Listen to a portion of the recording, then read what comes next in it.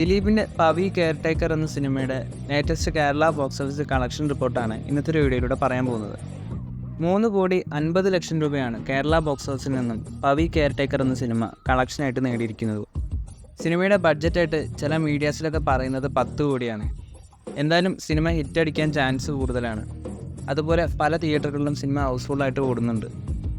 Pavi caretaker എന്ന cinema നിങ്ങൾ കണ്ടതാണെങ്കിൽ നിങ്ങളുടെ അഭിപ്രായം താഴെ കമൻറ്റ് ചെയ്യൂ.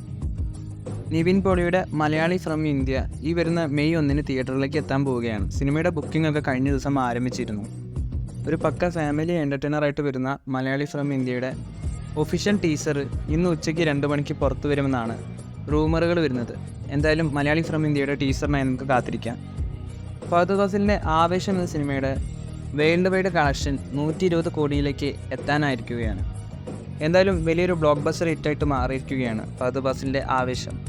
ഉണ്ണി മുകുന്ദൻ്റെ പാൻ ഇന്ത്യൻ സിനിമയായ മാർക്കോ സിനിമയുടെ പൂജ ഈ വരുന്ന മെയ് 3 തുടങ്ങും.